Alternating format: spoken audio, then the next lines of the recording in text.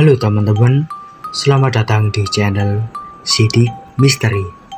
Bersama aku Randy yang akan menceritakan cerita-cerita horor yang pastinya real.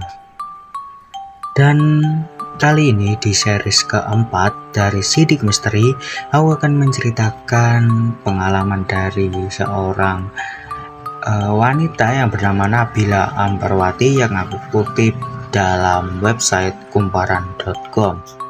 Nanti aku taruh websitenya di bawah seperti biasa. Judul kali ini yaitu Hantu Rambut Panjang di Rumah Nenek. Sebelum cerita ini aku mulai, harap dukung channel ini dengan cara subscribe, like, komen, dan share ke medsos kalian. Inilah cerita horor dari Nabila Ambarwati. Cerita horor ini adalah cerita pengalaman pribadi saya. Cerita horor ini tentang hantu berambut panjang di rumah nenek.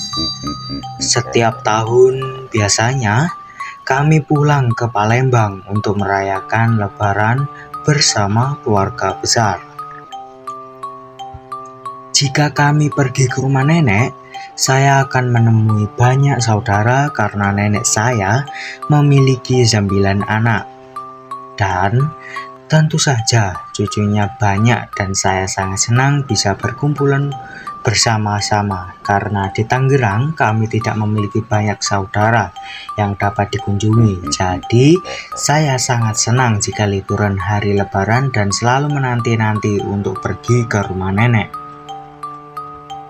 Rumah nenek termasuk rumah yang besar berlantai 2 dan banyak kamar kosong bekas anak-anaknya yang sudah tidak tinggal bersama lagi. Kejadian horor ini saya alami pada tahun 2019. Cerita ini terjadi pada saat malam di jam 8 sampai 9 malam. Ini bermula saat saya ingin pergi ke kamar mandi. Lalu saya seperti melihat sekilas ada orang berambut panjang. Namun saat saya lihat dengan benar lagi, orang berambut panjang itu tidak ada. Saya sangat ketakutan dan langsung berlari menemui ayah saya. Ayah saya sangat berani dan mengecek kamar mandi itu, namun tidak melihat apa-apa di sana. Ya, tentu saya saja tidak melihat apa-apa. Pasti itu tidak ingin menampakkan dirinya. Saya sangat ketakutan untuk pergi ke kamar mandi sendiri. Jadi saya selalu pergi ke kamar mandi bersama adik saya. Hal ini terjadi lagi ketika ibu saya ingin mengambil wudhu untuk sholat isya. Sekitar jam 8-9 malam juga.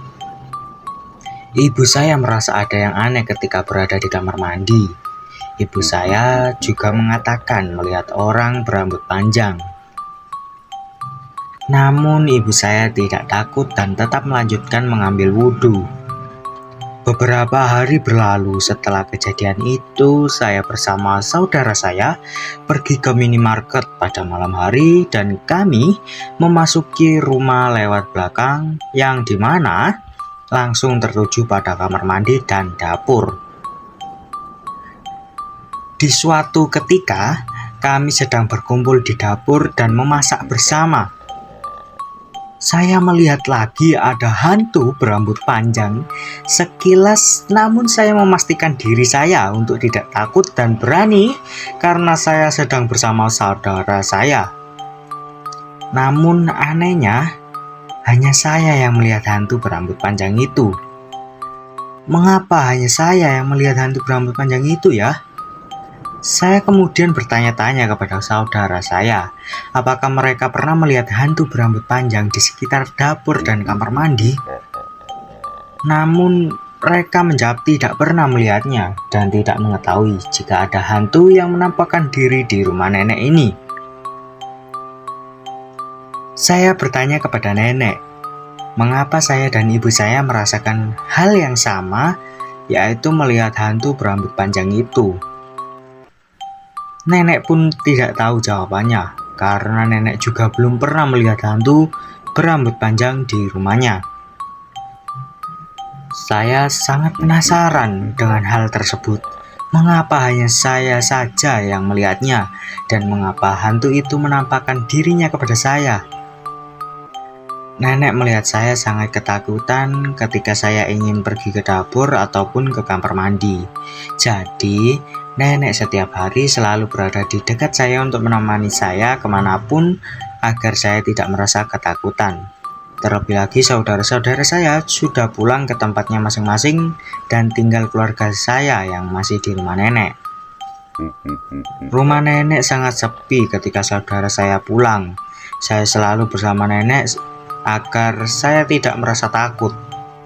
Setelah itu anehnya saya tidak pernah merasa atau melihat hantu berambut panjang lagi. Kira-kira kenapa ya? Oke teman-teman, mungkin cukup sekian cerita hari ini yang aku kutip dalam website kumparan.com yang ditulis dari Nabila Ambarwati. Semoga kalian suka dengan cerita kali ini. Meskipun ini hanya cerita, yang pasti di sini aku mengembangkan imajinasi kalian. Sekian dari aku, Andreas Randy, di channel Sidik Misteri. Bye.